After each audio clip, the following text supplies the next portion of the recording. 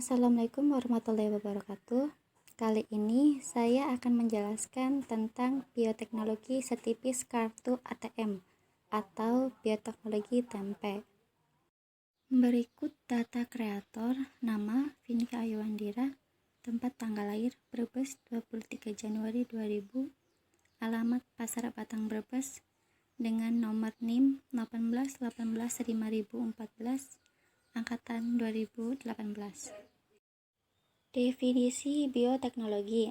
Bioteknologi berasal dari dua suku kata, yaitu bio, kehidupan, dan teknologi, ilmu pengetahuan terapan. Ada beberapa pengertian bioteknologi menurut para ahli. Yang pertama, menurut Smith tahun 1981, bioteknologi adalah sebuah upaya pemanfaatan organisme untuk usaha industri dan manufaktur. Sedangkan menurut Triwibowo tahun 2001, bioteknologi adalah suatu penerapan teknik-teknik biologi, biokimia, dan rekayasa dalam pengolahan bahan dengan memanfaatkan agensi jasad hidup dan komponen-komponennya untuk menghasilkan barang dan jasa. Jadi, dapat disimpulkan bahwa bioteknologi adalah cabang ilmu yang mempelajari pemanfaatan makhluk hidup dan teknologi terapan untuk menghasilkan barang atau jasa yang bermanfaat bagi kehidupan manusia. Tempe. Tempe adalah makanan yang dibuat dari fermentasi terhadap biji kedelai atau bahan lain yang menggunakan beberapa jenis kapang Rhizopus seperti Rhizopus oligosporus, Rhizopus oryzae, Rhizopus stolonifer atau kapang roti, Rhizopus arhissus, sehingga membentuk padatan kompak berwarna putih pada tempe yang disebabkan adanya miselia jamur yang tumbuh pada permukaan biji kedelai. Jamur pada tempe. Menurut Sorenson dan Hazeltine tahun 1986, Rhizopus oryzae mempunyai kemampuan mengurai lemak kompleks menjadi trigliserida dan asam amino. Selain itu, jamur mampu menghasilkan protease. Jamur Rhizopus oryzae merupakan jamur yang sering digunakan dalam pembuatan tempe. Jamur tersebut aman dikonsumsi karena tidak menghasilkan toksin dan mampu menghasilkan asam laktat. Fermentasi. Fermentasi merupakan proses produksi energi dalam sel dalam keadaan anaerobik tanpa oksigen. Secara umum, fermentasi adalah salah satu bentuk respirasi anaerobik. Selama proses fermentasi, terjadi pertumbuhan jamur pada permukaan dan dapat menembus ke dalam kedelai sehingga lama-kelamaan antar kedelai akan menyatu. Reaksi pada fermentasi berbeda-beda bergantung pada jenis gula yang digunakan dan produk yang dihasilkan. Secara singkat, glukosa yang merupakan gula sederhana melalui fermentasi akan menghasilkan etanol. Reaksi ini dilakukan oleh ragi dan digunakan pada produksi makanan. Proses fermentasi tempe. Terdapat berbagai metode pembuatan tempe. Secara umum, terdiri dari tahapan perebusan, pengupasan, perendaman dan pengasaman, pencucian, inokulasi dengan ragi, pembungkusan, dan terakhir fermentasi. Pada tahap awal pembuatan tempe, biji kedelai direbus sebagai proses hidrasi, juga untuk melunakkan biji kedelai supaya dapat menyerap asam pada tahap perendaman. Kemudian, kulit biji kedelai dikupas agar miselium fungi dapat menembus biji selama fermentasi. Setelah dikupas, biji kedelai direndam dengan tujuan untuk hidrasi biji kedelai dan membiarkan terjadinya fermentasi asam laktat secara alami agar diperoleh keasaman yang dibutuhkan untuk pertumbuhan fungi. Proses selanjutnya yaitu pencucian akhir untuk menghilangkan kotoran yang mungkin dibentuk oleh bakteri asam laktat. Tahap selanjutnya yaitu inokulasi dilakukan dengan penambahan ragi tempe atau laru. Dapat dilakukan dengan dua cara. Yang pertama, penebaran inokulum pada permukaan kacang kedelai yang sudah dingin dan dikeringkan lalu dicampurkan sebelum pembungkusan. Cara yang kedua, inokulum dapat dicampurkan langsung pada saat perendaman, dibiarkan beberapa lama lalu dikeringkan. Setelah diinokulasi, biji-biji kedelai dibungkus atau ditempatkan dalam wadah untuk fermentasi. Tahap berikutnya, pembungkusan. Bisa dengan daun pisang, daun waru, daun jati, dan plastik. Asalkan memungkinkan masuknya udara karena kapang tempe membutuhkan oksigen untuk tumbuh. Pembungkusan bahan dari daun atau plastik biasanya diberi lubang-lubang kecil dengan ditusuk-tusukkan oleh lidi.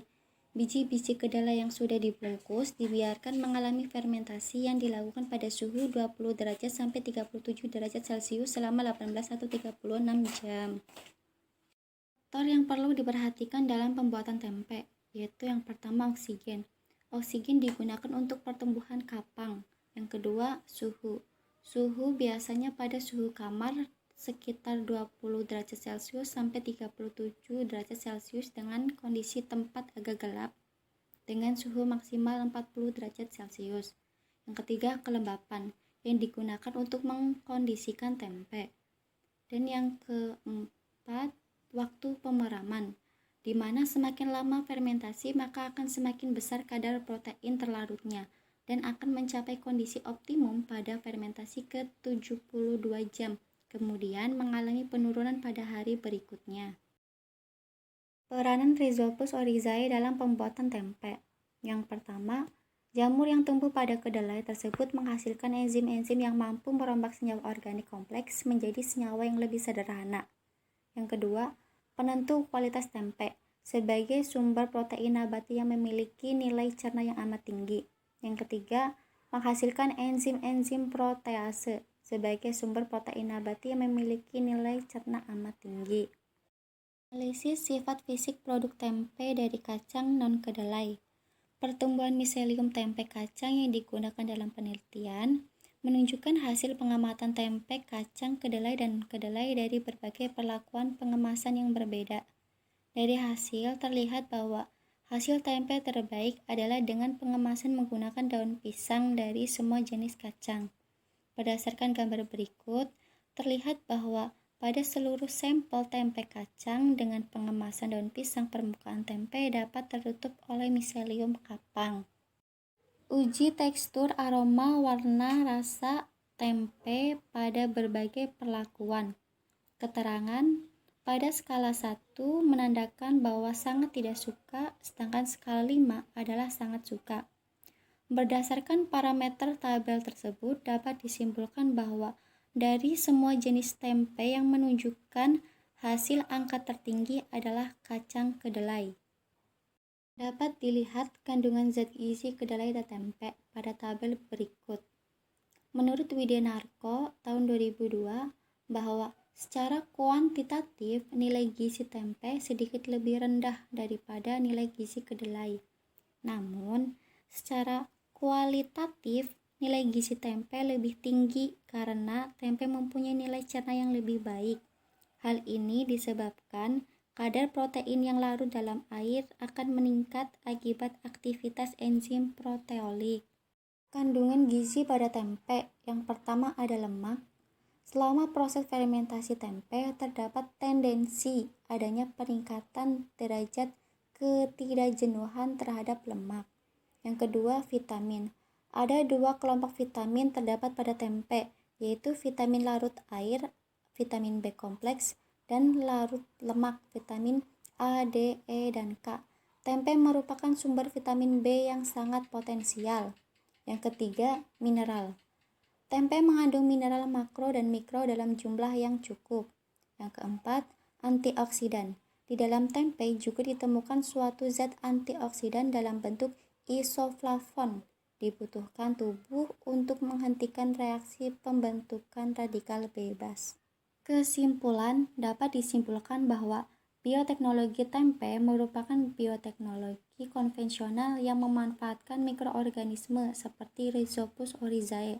Yang kedua, hal yang harus diperhatikan dalam pembuatan tempe antara lain oksigen, suhu, kelembaban, dan waktu pemeraman.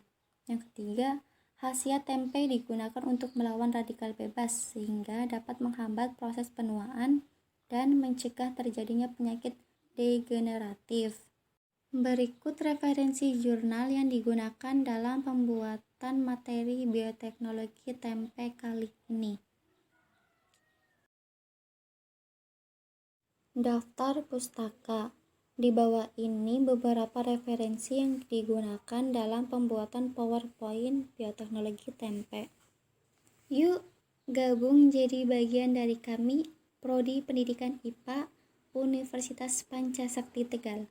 Sudah terbukti jelas kualitasnya. Sekian pembahasan bioteknologi tempe. Thanks for your attention. Thanks for watching.